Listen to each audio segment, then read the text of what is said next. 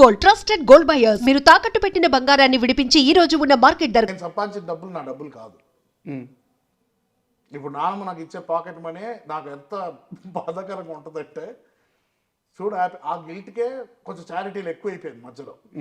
దీంతో వాడుకున్నారు చాలా మంది. ఎలా సార్ పాకెట్ మనీ అంటే ఆ రోజు నా మాట ప్రకారం యాక్టర్గా వెళ్ళాడు కాబట్టి వీడికి ఒక మెయింటెనెన్స్ చేయాలి, ఇవన్నీ చేయాలి కదా.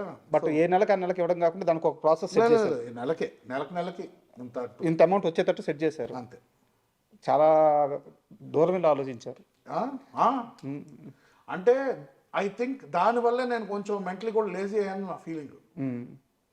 కోవిడ్ తర్వాత చాలా ఎఫెక్ట్ అయ్యాను ఆఫ్ కోర్స్ లాస్ట్ తర్వాత. బట్ అదే నాకు రేపు మాపు నాకు ఫుడ్ ఉండదు అని ఆలోచిస్తే అంత టైం ఉండేది కాదు నాకు ప్రాసెస్ చేయడానికి. ఐ షుడ్ హ్యావ్ వెంటనే వెళ్ళి ఇంకో ఎడిటింగ్ ఏదో ఒకటి తీసుకొని ఏదో ఒకటి స్టార్ట్ చేసేవాడు. బట్ నాకు ఆ లగ్జరీ వచ్చింది. ఆ లగ్జరీ గిల్ట్గా మారింది మళ్ళీ. పనికిరావు నువ్వు, హ్యాపీ ఎన్ని రోజులు ఇంకా అదే pocket money.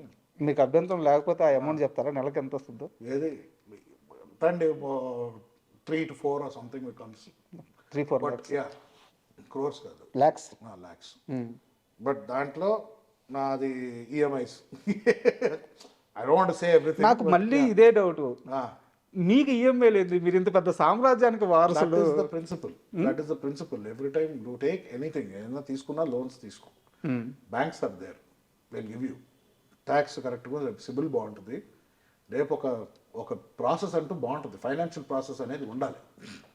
So don't step outside the system. మీ కొంచెం గ్రౌండెడ్ ఉంటే రేపు మనకి మనకి రేపు మాపో we need help from the banks.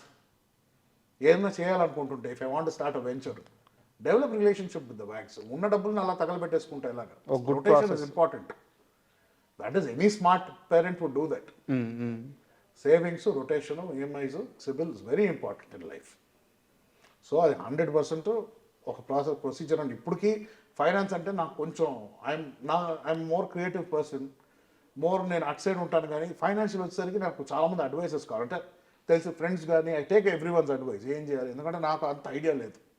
But ఇంత ఆస్తిలో సగం పర్సెంట్ వీళ్ళమ్మ మీ పేరు మీదే ఉందంట కదా? ఉండనేమండి, ఉంటే రేపు అది ఆ టైం వచ్చి నేను మేనేజ్ చేయాల్సి వస్తే నేను మేనేజర్ దానికి. I'm not the owner, I'm always the servant of Vijay Krishna movies అని నేను ఫీల్ అవుతాను. 2000 కోట్ల వీళ్ళమ్మ ఉంది మీ పేరు? నాకు తెలియదు అండి, నిజంగా తెలియదు. తెలుసుకోలేదా?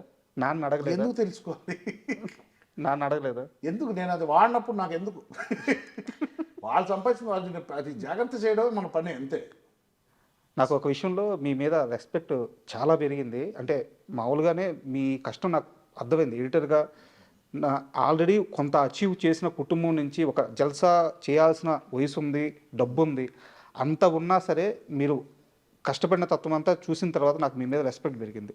దానికంటే కూడా మీరు వేరే ఇంటర్వ్యూలో ఒక మాట అన్నారు, నాన్నగారికి పుట్టిన వేరే బిడ్డలు కూడా నా తమ్ముళ్ళే, మేము బ్రదర్సే, వాళ్ళ కేరింగ్ కూడా తీసుకోవాల్సిన సమయం వస్తే నాదే, మేము ముగ్గురం చాలా బాగుంటాము అని చెప్పేసి ఒక మాట. మీ పేరు నాకు 100% రెస్పెక్ట్ పెరిగింది. సో నేను చూసుకున్నప్పుడు మీరు రెస్పెక్ట్ చేయండి. ఆ సిచ్యువేషన్ వచ్చి నేను చూసుకున్నానంటే వాళ్ళని సరిగ్గా అప్పుడు చెప్పండి. అప్పటి వరకు నేను మాటే చెప్పాను, మాట ఇచ్చా, కానీ నేను ఇప్పటివరకు అది ప్రూవ్ చేయలేదు. ఆ సిచ్యువేషన్ వచ్చినప్పుడు when I succeed in that, then you tell me I respect you. But మీరు ముగ్గురు బ్రదర్స్ కదా, కలుస్తుంటారా మీరు ముగ్గురు? Talk on the phone. Mostly second బ్రదర్తో ఎక్కువ కాంటాక్ట్లో ఉంటాను. ఓకే. చెన్నైలో ఉంటాడు. వాళ్ళ రిలేషన్ నాన్నగారితో ఎట్లుంటుంది? బాగానే ఉంటుందండి. ఇది టాక్ రెగ్యులర్లీ. ఆయన నాకన్నా ఎక్కువ డాడ్తోనే మాట్లాడతాడు. వీకెండ్ ఒకరోజు ఫోన్ చేస్తాడు నాకు, సండే ఒకరోజు నాతో మాట్లాడమని.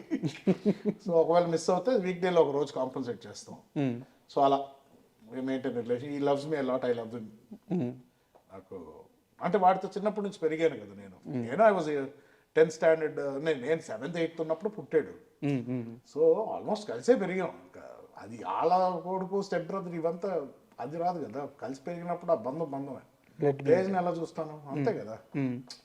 ఇట్ ఈస్ అల్టిమేట్లీ చాలా మంది ఇప్పుడు మన పెట్స్ని తెచ్చుకుంటాం ఇంటికి, వాళ్ళకి మనకు బ్లడ్ రిలేషన్షిప్ లేదు, మన బ్రీడ్ కూడా కాదు.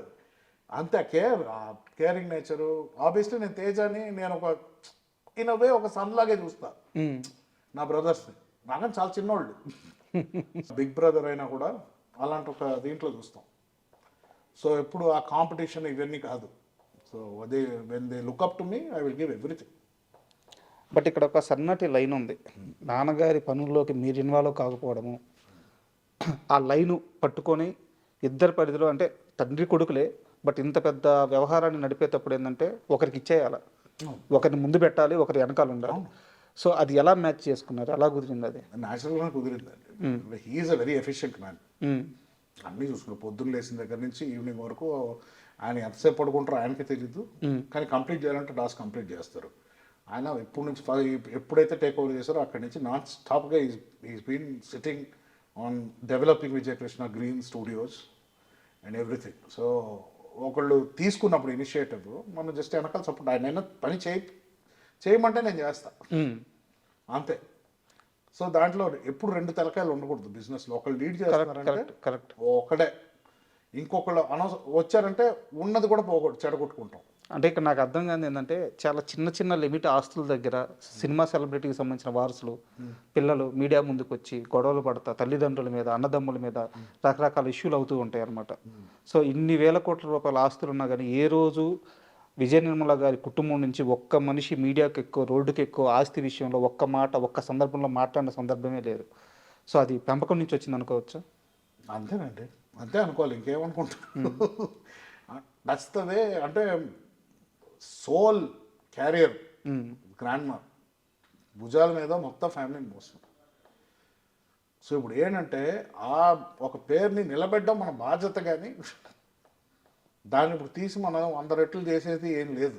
ఆవిడ చేసిందే గ్రేట్, దాన్ని ప్రిజర్వ్ చేసుకొని మనం పర్సనల్గా ఏం చేసుకున్నాం అనేది గ్రేట్ ముఖ్యం. సో ఇక్కడ పిక్చర్లో నేను అనేది ఉండదు, కృష్ణ గారు నిర్మల గారు వాళ్ళే. What ever I do is below that. నేను సపరేట్గా ఏం చేసుకుంటాను, డాడీ ఆయన ఏం చేసుకుంటారో ఇట్స్ హిస్ డిసిషన్. సూపర్. మీ ఇద్దరు ఎక్కువ మాట్లాడుకుంటారా? కలిసినప్పుడు మాట్లాడతాం, చాలా తక్కువ కదా. ఆయన ఎక్కడ బిజీగా ఉన్నాం, నేను నా పనిలో ఉంటాను. ఇలా ఆఫీస్ టైంలో ఇలా వచ్చినప్పుడు మాట్లాడుకుంటాం, అన్ని డిస్కస్ చేస్తారు. ఆయన టైం టు టైం ఫోన్ చేస్తారు, అప్డేట్ అయినా ఉందా, ఒకవేళ లేకపోతే ఏదైనా హ్యాండిల్ చేయాలంటే ఇలాంటి ఏదో చిన్న చిన్నవి ఉంటాయి. ఫ్యామిలీలో ఏదైనా మీటింగ్స్ ఉందంటే ఏమన్నా కలవాలంటే కలుస్తుంటాం. ఇప్పుడు మహేష్ బాబు గారు రాజమౌళి గారితో మూవీ చేస్తున్నారు వారణాసి. అంటే ప్యాన్ ఇండియా కాదు ప్యాన్ వరల్డ్ అని చెప్పి అంటున్నారు. మీరు మహేష్ బాబు గారిని ఆయన కష్టాన్ని చాలా రోజులు దగ్గర చూస్తుంటారు. సో మీకు ఎలాంటి ఎక్స్పెక్టేషన్స్ ఉన్నాయి మూవీ మీద? నాకు ఎక్స్పీరియన్స్ డెఫినెట్లీ చాలా ఉంటుంది. నేను సినిమాలు చూసేది ఆడియన్స్గానే చూస్తాం. సో బయట ఎలా ఉందో expectation, it's same expectation. And మన టీజర్ తర్వాత స్కేరీగా ఉంది, ఎక్స్పెక్ట్ ఎక్కువ చేయాలా లేకపోతే ఇప్పుడు ఏంటి, ఈ టెన్షన్లో ఉంటాయి నాకు ఫస్ట్ ఎప్పుడు అదే tension. But I don't think Rajamouli garu will go wrong anywhere. Is always been, ఆయన ఎప్పుడు ఏం చేస్తున్నారో ఆయనకు ఒక అవగాహన ఉండే చేస్తారు ఆయన. సో అండ్ ఆయన గురించి చెప్పడానికి నేను పెద్ద క్యారెక్టర్ ఏం కాదు, బట్ ఆయన on audience and fan of both. I think it will be the biggest film in India, at least global లెవెల్లో it will definitely be reckoned with, but India's biggest film 100%. So it's like a festival, can't wait. ఇంకో 1 year అన్నారు, 1 yearలో వస్తే great.